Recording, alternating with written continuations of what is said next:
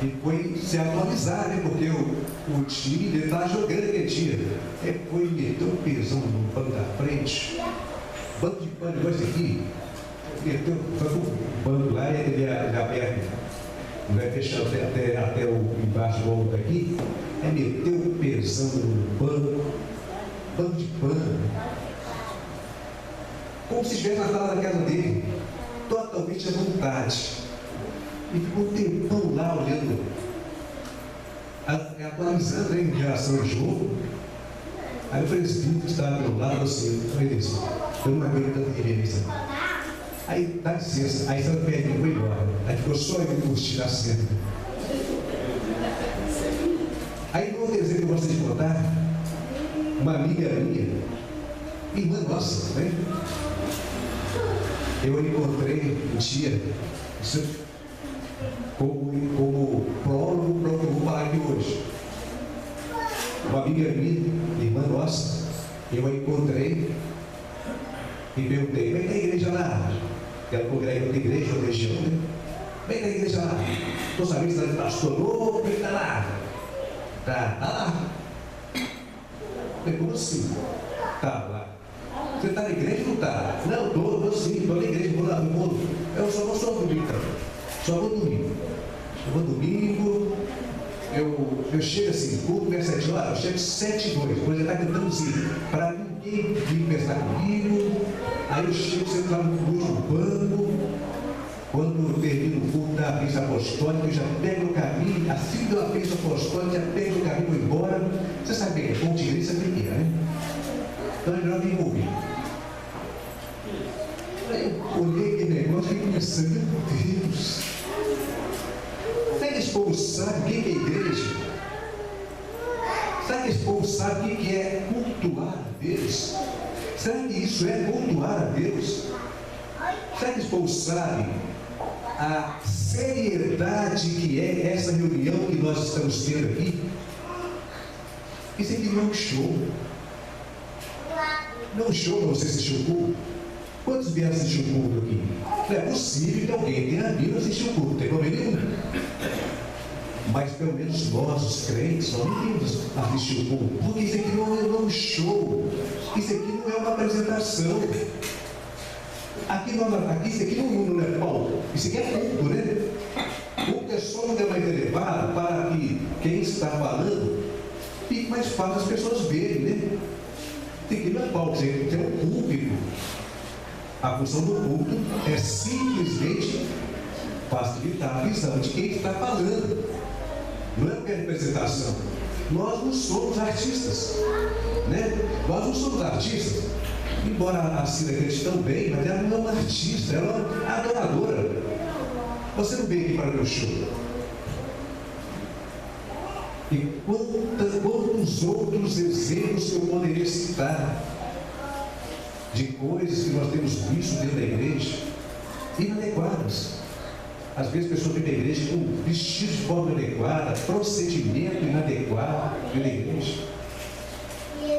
Tem visto isso por aí? Tem acontecido? Às vezes o próprio dirigente do culto, eu elogiei aqui, mas deve ter elogiado de novo, porque meu irmão, mas quando o culto fala a mesma língua, né?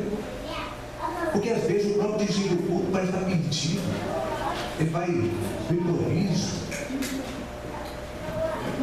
O pessoal no banco está perdido, o pessoal do culto está perdido também. Quantas vezes as nossas músicas, eu ia falar os hinos, mas nem as nossas músicas são músicas que não tem nada de Deus nela, não tem nada de louvor. São músicas antropocêntricas, músicas de autoajuda. Não acontece isso na igreja? E quando acontece isso, eu fico pensando, meu Deus, será que esse povo sabe o que é um culto? Esta é a reunião mais importante da face da terra. Agora mesmo está lá uma tensãozinha entre os Estados Unidos e os países da OTAN, eles estão reunidos para resolver a tensão lá, questão de da Groenlândia, aquela coisa toda. Os homens mais importantes do mundo estão reunidos. humanamente falando, pode ser a reunião mais importante que está acontecendo. Mas esta é a reunião mais importante, porque Jesus diz assim: onde estiver 2 ou 3 reunidos no meu nome, eu estou no meio deles. Glória a Deus. Aqui se reúne no nome de Jesus. Lá não. Então pode ser humanamente falando uma reunião importante. Mas essa aqui é muito mais importante espiritualmente falando. Porque Jesus está no meio dessa reunião. Então, essas coisas é que nos motivam a falar sobre este assunto. Talvez seja óbvio. Talvez se eu vou falar sobre culto aqui, todo mundo aqui sabe, não todo mundo. Talvez 90% das pessoas que sabem. Não vou dizer todo mundo, porque a igreja ela é viva, todo dia ela cresce. Ela está sempre crescendo, então, todo dia tem gente nova. Então, tem alguém que precisa ouvir. A maior parte da igreja aqui, pelo que eu estou vendo aqui, são pessoas maduras, não precisam ouvir. Obrigado. E sabe falar o que eu vou falar aqui até melhor que eu. Mas, como diz o meu pastor, o pastor Daniel, diz assim: o óbvio precisa ser falado, não ser esquecido. Mesmo que é óbvio, tem que ser falado. Então, talvez eu vou falar que é óbvio para muitas pessoas, mas é um assunto de suma importância. Porque nós viemos cultuar a Deus. E precisamos saber o que viemos fazer aqui. O que é o culto? Vamos começar a entender o que é o culto? Vou colocar um mapa mental aqui para que nós possamos seguir juntos o que nós vamos falar.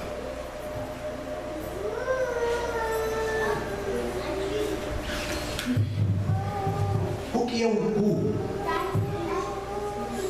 Culto é todo ato ou atitude de adoração. Você veio aqui para adorar, então isso já é um culto. A princípio, isso já é um culto. O jogador está jogando lá, aí ele faz um gol bonito, o pessoal chega assim. Diante dele, isso é uma atitude de culto, não é? Então, o culto é todo ato ou atitude de adoração que nós fazemos. Isso é culto. E os cultos, ele pode ser classificado em 2 categorias. E eu preciso saber disso.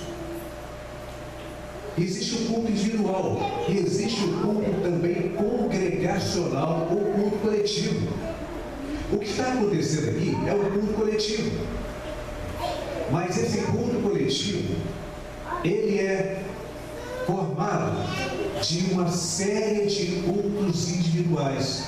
Ou seja, eu creio que todo mundo aqui está prestando seu culto a Deus. É uma série de cultos individuais. Então, por exemplo, vou pegar o pastor Francisco, eu tenho uma liberdade com o pastor Francisco. Posso usar como exemplo, né, pastor? Vamos imaginar o pastor Francisco ali. O irmão atrás dele está falando estranho. O irmão da frente, Francisco, o outro Francisco, né? Francisco Alves, está glorificando. O Ali à direita dele está lá, derramando a presença de Deus. O irmão Pedro à esquerda dele também. Irmão Pedro e irmão Francisco está seco. O que está acontecendo? O irmão da direita, da esquerda, de trás e da frente está prestando culto. E ele não.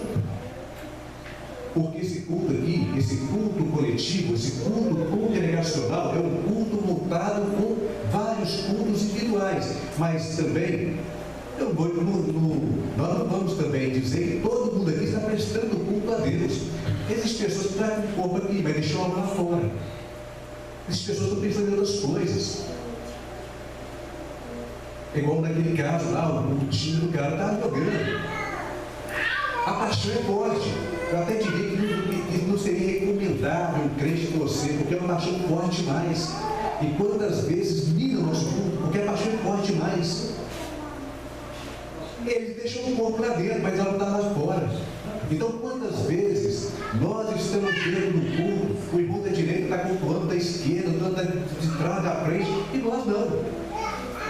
Porque o culto ele é individual. Ele é individual. Humanamente falando, eu estou dizendo que a igreja do Shangri-La está prestando culto a Deus. Isso é o que eu estou falando. Do meu ponto de vista, estou vendo a congregação do Shangri-La prestando culto a Deus. Por porque vocês estão todos aqui. É um ato de culto, você fica em igreja comigo, é um ato de culto. Mas a visão de Deus, como é que Deus vê? Deus está vendo contínuo luminoso. E esse contínuo luminoso são as pessoas que têm contato com Ele, que estão em sintonia com o seu Santo Espírito. Quando assim, de uma certa vez, num congresso de jovens, final de congresso, mais de 500 jovens uniformizados lá comemorando na festividade dos jovens, aquela coisa maravilhosa, quando o pastor, Deus falou, o Espírito Santo falou com o pastor: levanta e conta os salmos. Alguém já viu essa história? Levanta e conta os salmos. E o pastor falou assim: isso é coisa da minha cabeça, porque a igreja lotada, todo mundo louvando com tanto entusiasmo. Isso é impossível, não dá para contar os salmos aqui. Aí a voz veio a segunda vez: levanta e conta os salmos. Ele rejeitou pela segunda vez. Veio a terceira vez: levanta e conta os salmos. Então o pastor levantou e veio para a beira do púlpito. E quando ele olhou para a igreja, aquela igreja lotada, todo mundo empolgado louvando a Deus, ele começou a ver que algumas roupas brilhavam. E não eram tantas assim, ele conseguiu cantar. E o pastor ficou em choque, sabia que a igreja dele, embora todos os crentes, politicamente corretos, bonitos, bem apresentáveis, mas ele conseguiu cantar os salmos. O culto que se presta aqui é uma junção de cultos individuais. E o meu culto é meu. Eu presto se eu quiser. O líder do louvor pode chegar aqui e falar: levanta a mão, vou levantar a mão, vou glorificar, fala isso, repete aquilo, pega no seu irmão. Pode fazer isso à vontade. Mas o meu culto é meu. Se eu quiser prestar a Deus, eu presto. O seu culto é seu.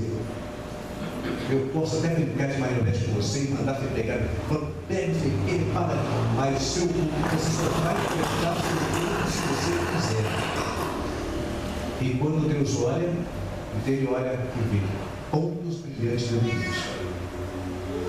Então, culto, ele pode ser individual, ele é individual e ele é coletivo. Uma outra oportunidade eu vou falar desse culto, quando é que o culto começa. Porque o culto não começou quando começou aqui. O culto começou bem antes. Mas esse assunto para outro momento, porque hoje é simplesmente entender o meu culto racional. Mas enquanto o culto, olha, quando o culto ele é irreverente, e quando o culto é irracional, e quando alguém faz como aquele rapaz que eu falei, que estava na condição irreverente da igreja. E quando eu venho para o culto, porque eu entendi que eu vim da igreja mesmo. Eu cresci na igreja, eu nasci na igreja, cresci na igreja, etc e tal. Ele virou costume meu. Eu venho da igreja, eu não consigo deixar de ir na igreja domingo. E quando eu venho para a igreja, simplesmente porque tem incorporado o meu costume. Eu coloco meu corpo aí no banco e fica aí até as 20 e 30, porque é o momento que o processa. Eu não entendo o que está fazendo. Quando o meu culto é irreverente, quando o meu culto é irracional. A Bíblia nos conta alguns exemplos que nos deixa domingo preocupado. A começar por Caim, lá em Gênesis capítulo 4, versículo 4 a 6. Quando Caim e Abel prestaram o seu culto a Deus. Diz a Bíblia que Deus atentou para o Abel. Não foi para a oferta do Abel, foi para o Abel. E para a oferta, primeiro com Abel, mas não atentou para o Caim. E quando ele não atentou para o Caim foi rejeitado ali. Não foi o culto do Caim que foi rejeitado, foi o próprio Caim foi rejeitado. Caim foi rejeitado em pleno culto. Eu quero que vocês guardando essas coisas. Caim foi rejeitado em pleno culto. Nadab e Abiú, Números capítulo 26, 61, conta a Bíblia que eles entraram para oficializar o culto. Eles empenhados no ofício do culto, e ofereceram um fogo estranho. Não sei se bem intencionado, depois, mas ofereceu um fogo estranho. E foram fulminados em pleno culto. Caim foi rejeitado durante o culto. Nadab e Abiú foram fulminados durante o culto. O Saul foi rejeitado exatamente quando prestava o culto. Estava lá no campo de batalha, o Samuel demorou, ele foi prestou um culto, ele prestou um culto lá e foi rejeitado naquela hora. Então, por causa do culto, alguém foi rejeitado na hora do culto, alguém foi fulminado na hora do culto, alguém foi rejeitado por causa do culto. Uzá, lembra de Uzá? Quando foram levar a arca de Deus lá da casa de Obed-Edom para Jerusalém, colocaram uma carroça nova e de repente aquela carroça balança, a arca começa a escorregar e coloca bem tensionado, porque para a arca não cair no chão, e foi fulminado ali. Uzá foi fulminado tocando num objeto de culto. E o que dizer de Ananias e Safira, que foram também mortos por Deus na hora de oferecer o elemento do culto, que é a oferta? Esses exemplos mostram que o culto é muito mais sério do que nós imaginamos. Aí talvez você me diga assim, mas não tem que ser fulminado na igreja mais. Eu não tenho exemplo disso. Eu não tenho exemplo de pessoas terminando. Bom, existe uma diferença entre o culto cristão e o culto pagão. Existe uma diferença entre o culto pagão e o culto cristão. Vamos pegar um elemento do culto pagão, vamos pegar um elemento, por exemplo, do culto mais próximo do culto protestante, é o culto católico. Vamos pegar, por exemplo, a Eucaristia, a ceia. Lá eles participam da ceia, lá nós participamos da ceia aqui. Eles chamam a ceia de sacramento, nós chamamos de ordenança, não é isso? Qual que é a diferença de ordenança para sacramento? Vou usar a mão direita para ordenança para sacramento. Dentro da visão católica, o sacramento é um ato que confere graça àquele que participa. Ou seja, se você se permite participar da ceia lá, é como se Deus se visse obrigado a te abençoar. Ou seja, a responsabilidade do culto, ela é descendente, ela desce de Deus para você. Ou seja, você aceitou um dos 7 sacramentos, você aceitou batizar, ser batizado na igreja católica, você aceitou participar da ceia, participar da crisma, você participar da unção, o casamento, o sacramento. Então, quando você aceita o sacramento, esses rituais, a responsabilidade é descendente. É como se Deus se visse satisfeito por você se submeter àquele ritual. Então Deus se vê na obrigação de abençoar. Então, sacramento é isso. São elementos que conferem graça àquele que participa. Mas nós acreditamos que não é sacramento. Nós acreditamos que é ordenança. Ou seja, esses rituais batismo e ceia,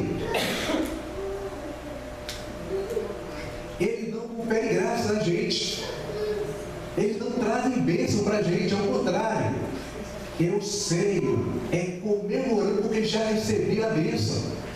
Ao ceiar, eu estou relembrando que Cristo morreu por mim, ou seja, eu já recebi a maior bênção que alguém poderia receber. Cristo morreu por mim, eu estou relembrando isso. E como eu estou relembrando, isso é uma ordenança em vez de sacramento, agora a responsabilidade é ascendente. É por isso que toda vez que nós vamos participar da ceia, é lido 1 Coríntios capítulo 11, versículo 28, diz assim: examine-se, pois, o homem a si mesmo, e assim coma desse pão e beba do cálice, porque quem come e bebe indignamente, sem discernir o corpo de Cristo, está comendo e bebendo justiça contra si mesmo, juízo contra si mesmo. E é por isso, continua o texto, que existem de vocês muito fracos, muito doentes, e não poucos que dormem. Ou seja, percebam, ao invés de conceder graça, às vezes